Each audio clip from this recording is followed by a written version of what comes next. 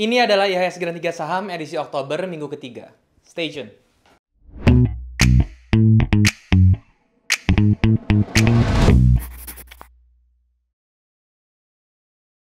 Halo guys, balik lagi sama gue Daryl di This Is Channel. Dan hari ini kita masuk ke segmen IHSG dan 3 saham ya. Buat teman-teman yang baru nonton channel gue dan juga belum tahu apa ini IHSG dan 3 saham, ini adalah segmen yang membahas kondisi IHSG dan juga saham-saham yang kira-kira bisa dijadikan referensi untuk tradingkan selama 1 minggu ke depan. Oke? Dan juga di series kali ini gue akan tambahin sedikit tentang gimana caranya kalian bisa mempersiapkan diri untuk menghadapi yang namanya resesi, teman-teman ya. Jadi gue sudah bahas dari 2 minggu kemarin ya. Kalau misalnya kalian perhatikan di setiap minggu IHSG 3 saham, gue akan nyelipin tentang gimana caranya untuk menghadapi resesi gitu ya. Oke. Nah, gue akan ngomongin dulu tentang perkembangan ekonominya, teman-teman ya. Jadi kalau misalnya kita lihat ya, teman-teman, kemarin ya itu ada rumor tentang Credit Suisse ya, teman-teman ya, yang memiliki masalah gitu ya. Dan juga dari globalnya Dow Jones terus maupun Nasdaq itu juga tendensinya masih sideways ya, masih kadang-kadang naik, kadang-kadang turun gitu ya. Dan juga dolar itu masih terus naik ya, terutama terhadap rupiah gitu ya. Dia juga masih terus menguat ya, teman-teman ya. Jadi rupiahnya turun kayak gitu. Oke. Imbasnya apa ke saham ya, atau ke indeks kita bisa lihat ya, dia down seperti ini gitu ya. Dan dia tampaknya mendekati target awal kita untuk tahanan pertama, yaitu di sekitar di 6.600-an ya, sampai 6.800. Itu menjadi tahanan awal pertama ya. Yang mana ini kalau misalnya level ini ditembus ya, apalagi di level 6.000, di bawah level 6.800 gitu ya. Ya target berikutnya 6.000, teman-teman ya. Jadi 6.000 ini kalau misalnya kita lihat banyak harga yang berkumpul di sini, ya itu bisa menjadi the next level support gitu loh. Oke. Di sini juga yang perlu diperhatikan, double topnya sudah terbentuk ya. Jadi dia targetnya pertama ke neckline-nya tentunya di 6.600 seperti ini.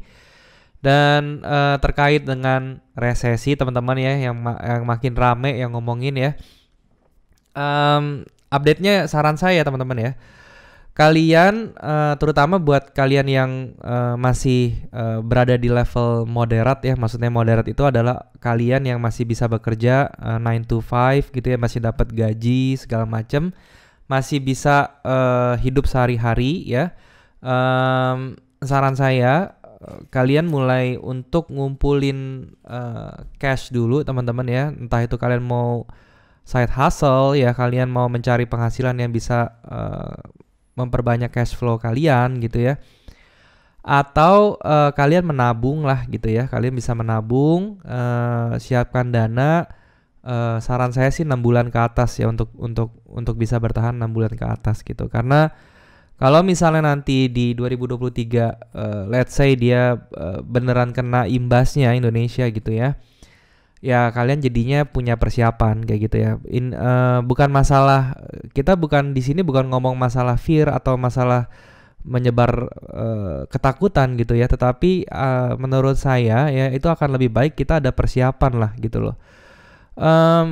Kalau menurut saya ya, dibanding nggak ada yang ngomongin gitu ya, terus tiba-tiba kejadian dan kita nggak ada preparation sama sekali, itu kan jadinya lebih parah gitu ya. Jadi ya lebih sedikit waspada itu menjadi hal yang baik menurut saya gitu. Cuman ya teman-teman ya, ada satu hal yang perlu kalian tahu lagi ya, bahwa memang kita kan memang dituntutnya kalau keadaan seperti itu disuruh saving ya, megang cash ya segala macam. Terus jangan terlalu spending yang banyak dulu, terutama untuk keperluan-keperluan yang nggak penting-penting banget gitu ya. Tetapi jangan sampai kalian total stop juga ya. Ini yang menyebabkan perbedaan yang sangat jauh ya dibandingkan yang zaman-zaman dulu krisisnya, yaitu sekarang nih sosial media berperan besar gitu loh. Jadi kalau misalnya informasi tersebut masuk ke kalian dan semua orang serentak nggak spending ya, itu kan ekonomi jadi nggak jalan juga gitu. Jadi saran saya ya seperti biasa aja lah, jangan dipikirin banget gitu ya. Maksudnya kalian punya preparation sendiri, tapi hidup seperti biasa aja gitu. Kalau misalnya kalian mau spending untuk kebutuhan-kebutuhan penting ya silahkan kalian spending biar ekonominya jalan juga kayak gitu.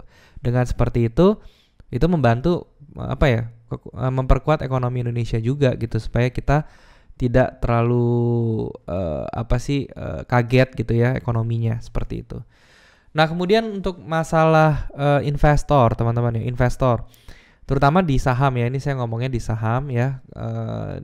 Investor di saham itu antara yang domestik dengan internasional sudah mulai berimbang ya. Jadi tampaknya ya, kalau misalnya beritanya itu semakin banyak yang tahu ya, semakin viral, saya kok ngerasanya malahan nanti koreksinya tidak akan terlalu dalam ya gitu ya. Jadi terlebih lagi investor domestik itu lebih lebih besar sekarang dibandingkan zaman dulu. Jadi kalian bisa melihat ya, walaupun sekarang IHSG terkoreksi ya, cuman ini masih dalam range yang masuk akal gitu ya. Bahkan teman-teman ya, kalau misalnya dia koreksi sampai 6.000 pun nanti, itu menurut saya masih sesuatu yang lumrah-lumrah aja untuk koreksi sebuah tren yang masif seperti ini gitu loh. Ini kalian bisa lihat ya, trennya tuh dari 2020 sampai 2022 sekarang ya, sampai detik ini itu tren kenaikannya masif loh teman-teman. Dan kalau dia turun sampai ke 6.000 aja, itu masih wajar menurut saya. Jadi jangan terlalu panik ya teman-teman.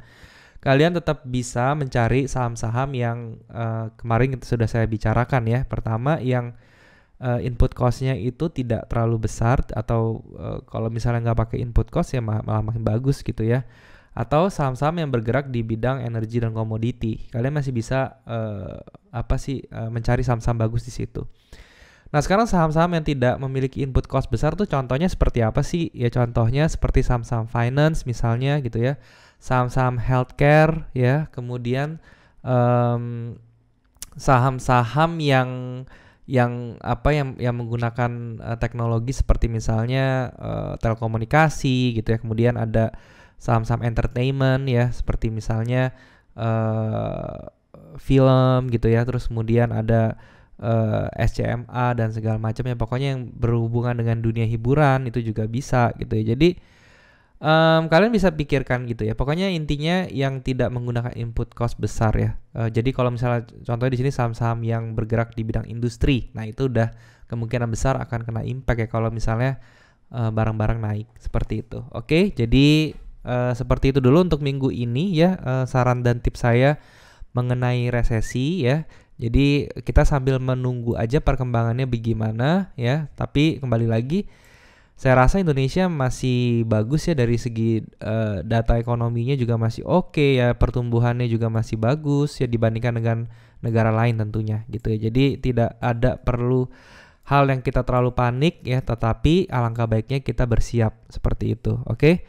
Nah, sekarang kita ngomongin baik lagi ke IHSG-nya bagaimana. Dia di 6.800 sekali lagi, dan target kita terdekat sekarang di 6.650-an ya teman-teman. Itu menjadi target support kita.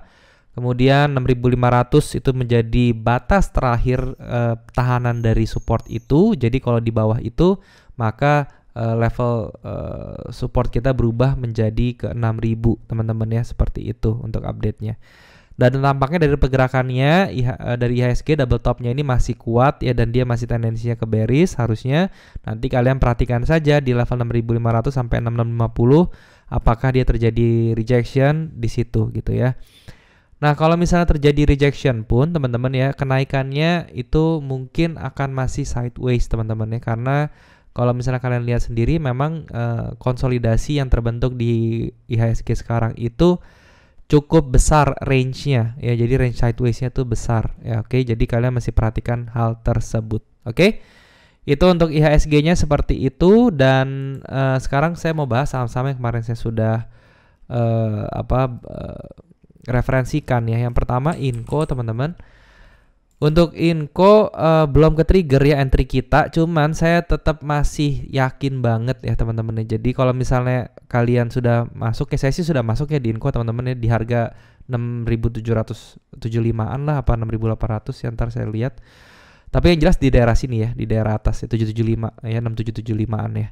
Itu saya udah masuk dan saya belum cut loss sama sekali karena saya masih yakin nih sama Inco ini dia masih bisa untuk bisa up gitu ya. Tetap batas resiko saya batasin di sekitaran level 6275 ya sampai di 6075 itu range resiko saya, dan selebihnya batas target saya juga masih sama gitu ya. Seperti itu Inco. Kemudian ada Sido. Nah, si Sido ini yang saya sudah cut loss teman-teman. Jadi kemarin ceritanya saya sudah masuk duluan ya teman-teman ya. Saya masuk duluan kemarin di 710 teman-teman, dan itu sebenarnya spekulasi gitu ya. Dan saya sudah jelaskan kemarin juga, saya masuknya itu gara-gara satu hal.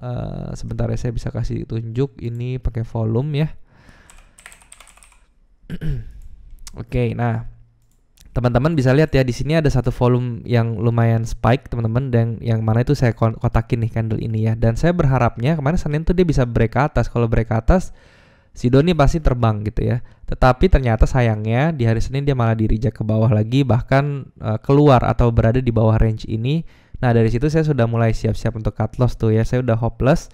Kemudian di Selasanya dia sempat break support minornya di bawah sini, dan dia close di pas di support minor, dan disitulah saya sudah buang posisinya setengah, dan besoknya lagi saya buang semua di 690-an teman-teman. Jadi kemarin kalau saya hitung-hitung cut loss saya itu sekitar totalnya itu 3,8 ya, 3,7 sampai 3,8% lah itu average-nya untuk cut loss. Dan menurut saya itu suatu langkah yang oke. Kenapa? Karena menurut saya itu keputusan yang bagus buat saya ya. Kenapa? Karena nggak taunya dia ambrol ya teman-teman ya. Dia ambrol ya sampai hampir ARB malahan ya, dan besokannya dia masih terus dikurung ke bawah, dan di hari Jumat kemarin dia tutupnya masih di area level bawah gitu ya. Dia tidak ada false break yang pasti yang pertama, dan kalau misalnya dia kapan mau entry Sido lagi ya saya tunggu sampai daerah bearish ini sudah ketutup ya, atau di atas 700. Jadi kalau dia masih di bawah itu saya tidak mau entry Sido dulu ya, seperti itu. Oke. Nah, kemudian teman-teman yang berikutnya ada DSNG ya, kemarin saya bilang.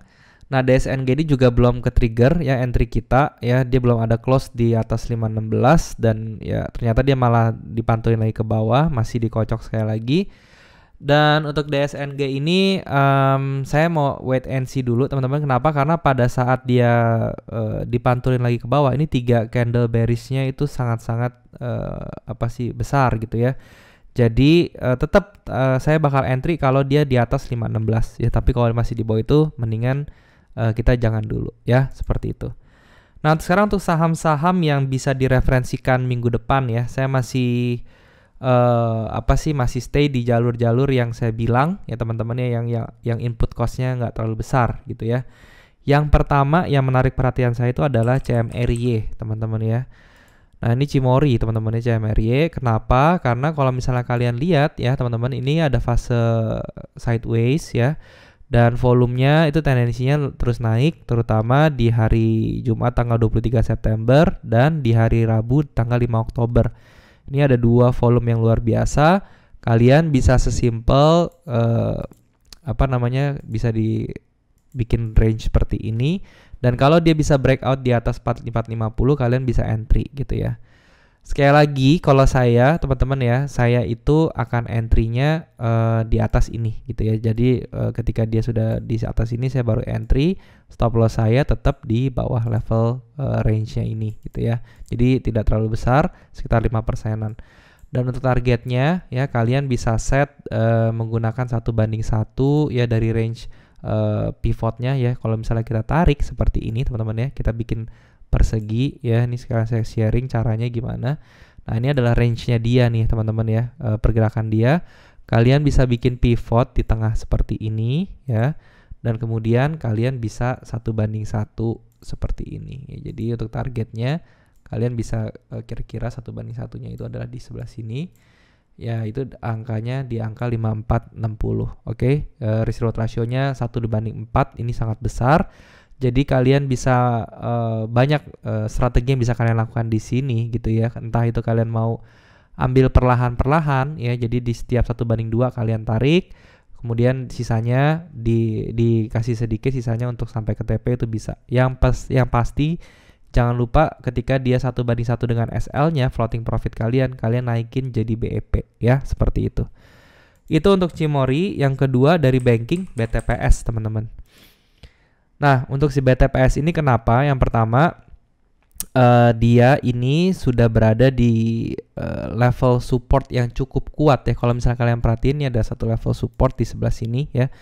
Di sini jadi di respect, di sini di respect, dan dia sekarang kena lagi terakhir di sebelah sini dengan volume yang cukup bagus ya teman-teman. Di fase ini masih banyak yang ngumpulin ya untuk BTPS ini, jadi saya rasa ini bagus.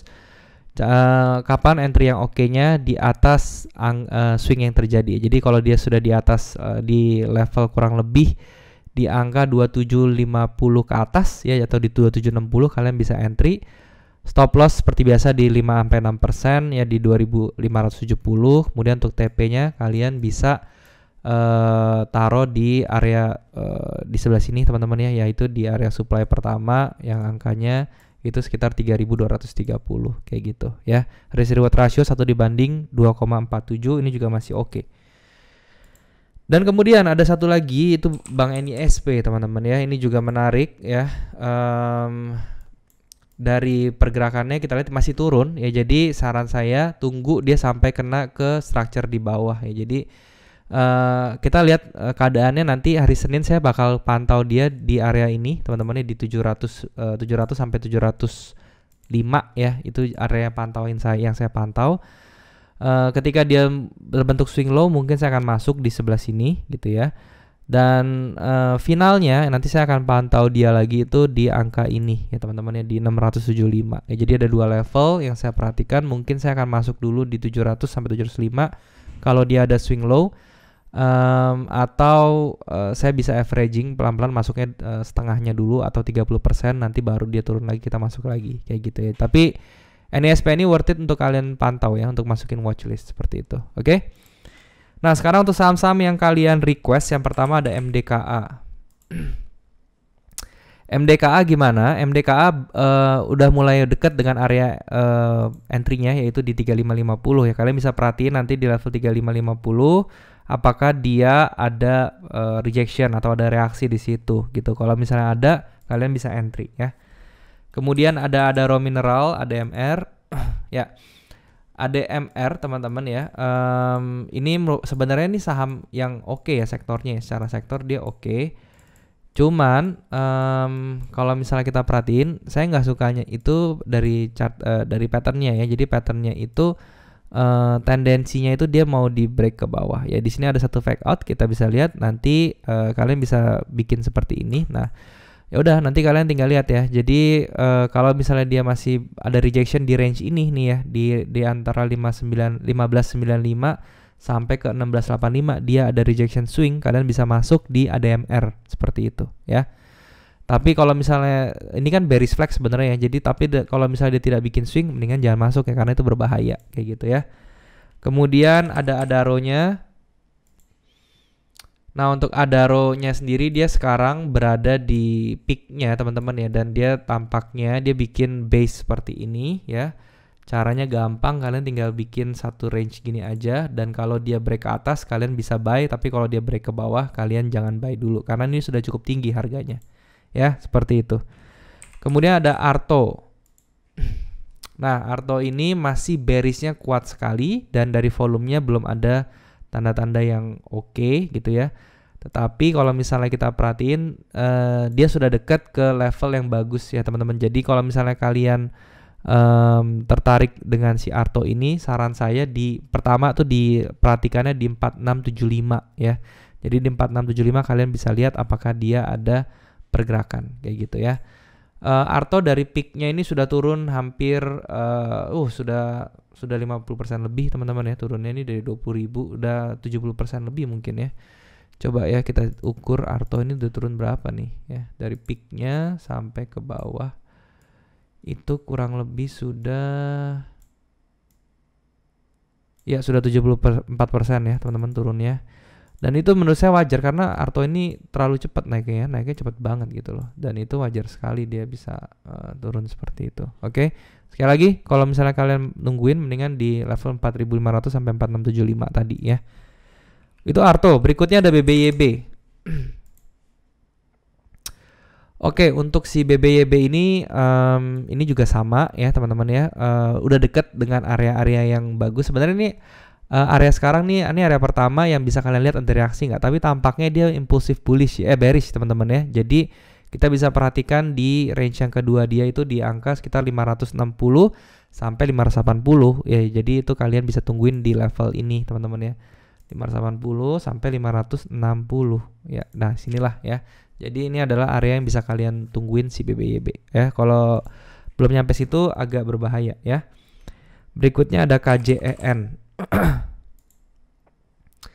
Nah, KJN ini sahamnya menarik ya teman-teman ya. Jadi dia ini sudah mau reposition teman-teman ya, atau dia sudah mau membentuk ya. Ini kalau misalnya kalian perhatiin ya, di sini ada satu structure ya. Nah, structure low di sini sudah di break ya teman-teman, tetapi dia digeser ke atas sampai dia break structure atas. Itu kan berarti dia mau shifting teman-teman dari bearish harusnya mau bullish kuat ke atas. Tapi pertanyaannya level mana yang bagus? Saran saya di 160-an ya, 162. Dia sudah dekat yang pertama di 200 sampai 210 itu yang pertama ya. Yang kedua itu di 160-an. Itu yang paling bagus menurut saya di 160-an ya. 150 sampai 152 sampai 160 itu adalah level yang paling bagus. Oke, untuk KJN seperti itu. Berikutnya ada BCAP. Nah, untuk MNC Capital ini kita bisa melihat ya, dia justru repositionnya untuk ke bawah nih ya, dan dia sekarang lagi bikin build up, takutnya bisa break ke bawah. Jadi kalau saran saya si BCAP ini di skip dulu atau nanti dulu gitu ya. Nextnya ada ASII. Untuk Astra International kita bisa lihat teman-teman ya, di sini level di bawah ini level yang paling bagus di 6.000 ya teman-teman, 6.000 sampai 6.075. Dan sekarang dia sudah double topnya sudah break neckline, dan harusnya nih kalau misalnya kita tarik ya, dia sudah kena sini ya, targetnya sudah selesai maksudnya double topnya. Oke ya, double topnya kurang lebih dikit lagi kena gitu ya. Dan menurut saya ini kalau misalnya kita lihat dari pergerakannya kurang oke teman-teman ya. Swingnya walaupun dia terbentuk swing, tapi swingnya ini aneh ya. Maksudnya dia ditutupnya dengan candle bearish bukan candle bullish kayak gitu. Jadi saya tetap prefernya itu nunggu di sekitar 6.000 lah, 5850 sampai 6.000 itu menjadi level penting untuk si ASI ini ya. Jadi kalau mau nunggu di situ. Nextnya ada PTBA teman-teman. Nah, si PTBA ini dia lagi dari bullish ya, dia bentuk rising wedge-nya pecah ke bawah dan dia bikin rising wedge kecil lagi nih teman-teman ya, seperti ini. Nah, ini kan berarti tendensinya juga masih bearish ya teman-teman ya, kecuali dia gagal rising wedge-nya. So, kalau saran saya teman-teman ya, kalau kalau misalnya menanggapi seperti ini PTBA, sekarang jangan dulu. Mendingan kalian tunggu si PTBA-nya ini break dulu di atas 4.300 teman-teman. Jadi kalau misalnya dia sudah break di atas 4.300, itu kalian aman. Amannya dari apa? Head and shoulder-nya kemungkinan ini kan bakal jadi head and shoulder ya ke sini. Kalau dia turun dia jadi head and shoulder. Kalau di atas 4.300 head and shoulder-nya ada chance untuk gagal kayak gitu, dan rising wedge yang di sini sudah kemungkinan besar gagal juga. Jadi itu tempat yang bagus buat entry PTBA di situ. Terakhir ada Telkom, teman-teman. Nah, untuk si Telkom ini sendiri dia juga sudah dekat area-area bagusnya ya teman-teman ya. Jadi di angka levelnya di 4.230-an itu menjadi level yang bagus, dan di sini juga kalian bisa lihat ya ada ready man di sebelah sini. So kalian bisa perhatikan nih ya, range-nya dari 4190 sampai 4290. Pivotnya di 4230 seperti itu. Jadi kalian bisa perhatikan Telkom tuh di level-level tersebut. Kalau dia bikin swing low atau dia bikin rejection candle, kalian bisa coba untuk entry di situ ya. Nah, itu semua sudah saya bahas teman-teman. Jadi sekali lagi ingat ya, di masa-masa seperti ini yang volatile-nya lumayan tinggi teman-teman ya, lucunya kalau misalnya di market bearish itu yang perform itu malah saham-saham second liner yang kalau kalian perhatikan gitu ya. Jadi kalian bisa perhatikan saham-saham secondliner untuk kalian tradingkan ya, bukan untuk di investasikan ya. Jadi kalian harus bisa membedakan kedua hal tersebut. Seperti yang saya bilang, style saya sudah ganti ya, bahkan swing trade-nya saya sudah kurangi, saya lebih ke short term trade ya, atau lebih bisa dibilang itu intraday atau bisa dibilang trading harian seperti itu ya. Karena buat saya masih punya waktu untuk trading harian ya, dan itu menurut saya menjadi menjadi salah satu cara yang paling aman untuk keadaan yang sekarang ya. Saya di setiap resesi saya akan mulai seperti itu dulu sampai dia terjadi penurunan yang tajam, baru saya cari saham-saham yang atau hunting saham-saham yang bagus yang bisa naik recovery-nya cepat ya, dan harganya masih jauh di bawah pasar. Seperti itu intinya ya. Seperti itu aja teman-teman yang mau gue sharing hari ini ya, dan kalian bisa subscribe channel ini kalau misalnya kalian merasa channel ini bermanfaat untuk kalian. Kalian juga bisa like video ini ya, tolong bisa dibantu like teman-teman supaya video ini bisa di-up ya, seperti itu. Kalian juga bisa share nih ke teman-teman kalian yang lain melalui sosial media kalian. Kalian bisa bikin Insta story, kalian bisa bikin apapun, itu saya akan appreciate banget, thank you banget ya. Kalian juga jangan lupa untuk nyalain notifikasi ya teman-teman ya, notifikasinya dinyalain supaya kalau misalnya saya ada video, kalian bisa langsung dapat notifnya, seperti itu. Oke? Dan thank you teman-teman sekali lagi buat kalian yang sudah menyempatkan diri untuk nonton video ini. Sampai jumpa di next video teman-teman. Jangan lupa semua orang bisa cuan. Salam sukses. Bye-bye.